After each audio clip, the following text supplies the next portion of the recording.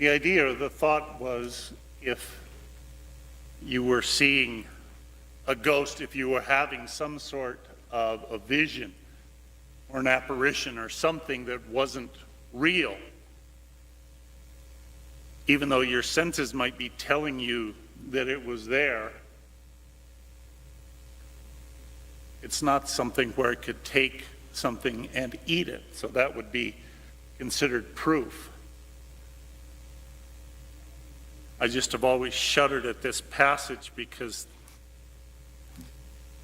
he asked them, have you anything here to eat? They offered him a piece of baked fish. And he said, oh, have you got a burger or some guacamole and chips or something? I don't like fish, so I don't like that part of the gospel.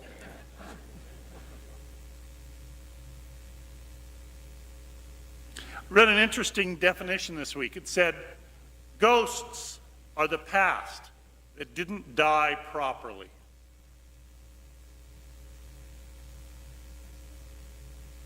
Now we have, childhood, a Halloween sense of ghosts or whatever. But we, as adults,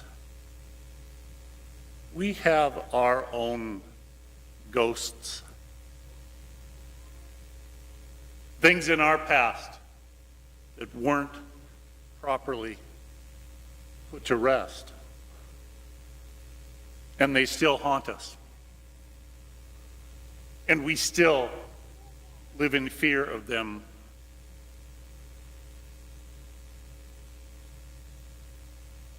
And I was thinking about it, and I thought, for us as Catholic Christians, maybe in some ways,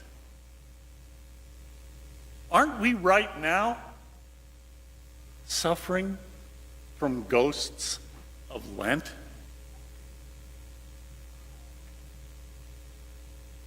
There's so much of Lent and repentance and sin and suffering, seriousness, grim reality.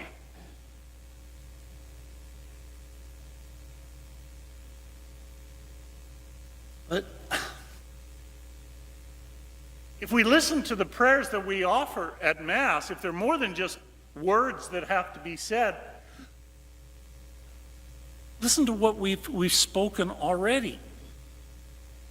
As we continue to celebrate this season of resurrection, let us rejoice. We are sharers in the promise of eternity. As we recall the wonder of our creation and the still greater wonder of our redemption. May we rejoice with our brothers and sisters who have been baptized in this Easter season. O God, may we, your people, rejoice forever. May the joy of our youth be renewed, that we who now celebrate being your children may look forward hopefully to the day of resurrection. That's what we've already said. We still have phrases coming up in the Mass that says, you have given us cause for great happiness on earth. Grant us the fullness of that joy in heaven. May the God who has redeemed you and made you his children through the resurrection of his Son bless you and fill you with joy. Do we get a sense of what the Easter season is supposed to be about? Do we get a sense of what our faith is supposed to stir up in us? And yet, do we still have ghosts of Lent haunting us?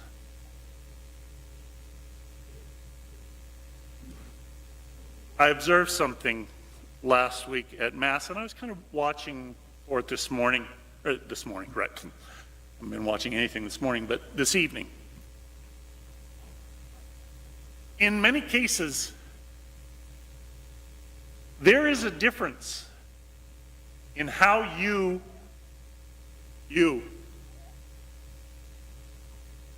maybe I don't know about you folks, but on this side, that you anticipate or you react when it comes time for the sprinkling rite. Kids and adults, very, very different. A lot of the adults, they kind of, oh yeah, this is comical, this is quite great. Others just have that very dour look of, this isn't churchy. A few, get a laugh out of it. But the kids are great. The kids are looking toward it. Where is he now? Is he going to get me wet in church?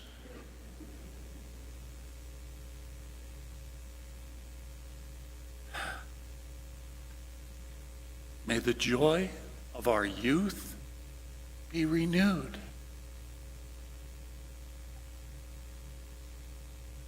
The notion of a youthful joy is that of a joy that comes from innocence, from a time before the all too common cynicism and jadedness of this world has reached us.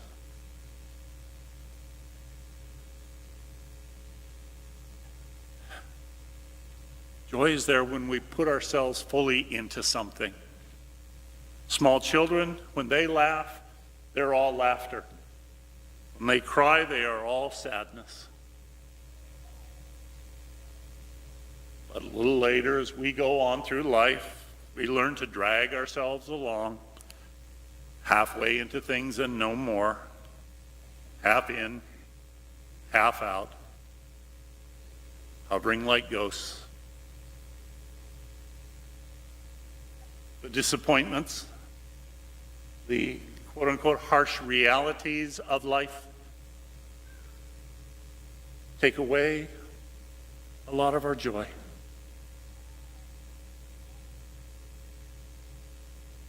We forget. We forget a simple joy. Living in the moment. Interesting analogy. When we walk,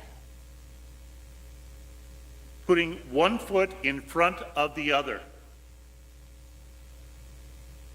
we are, in essence, leaving the past, leaving what was. And with whatever degree of confidence, stepping into what lies before us.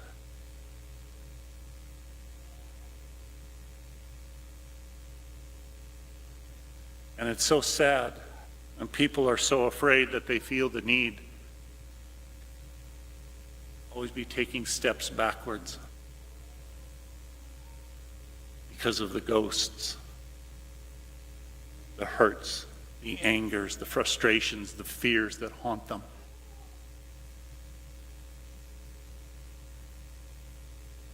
An innocent joy of youth. Kid looks wide-eyed at a gift. He says, wow, or gee, or thanks. When did we last feel wow?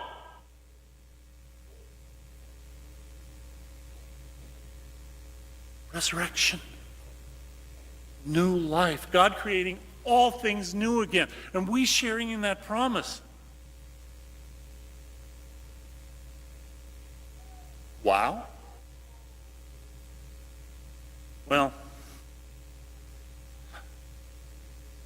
maybe wow later on, but my taxes are due on Tuesday.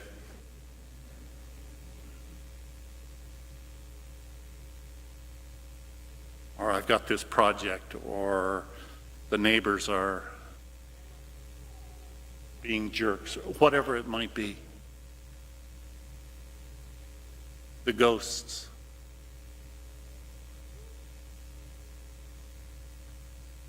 They don't allow us, they make sure that we don't allow ourselves to rejoice. let God renew us. No matter what, the pain, the hurt, the struggle, God is there with us in all of them.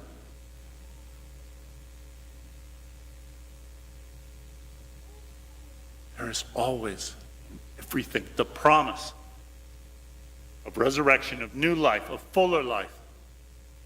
God will make things work for our good.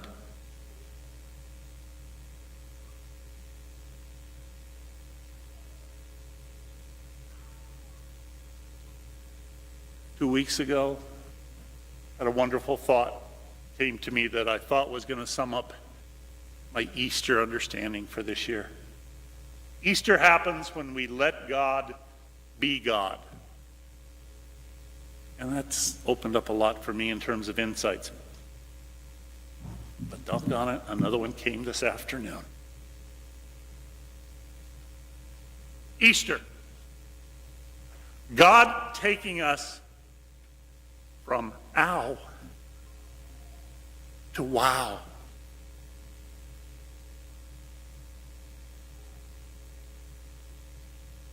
Touch my wounds and know that it is I. I'm not a ghost.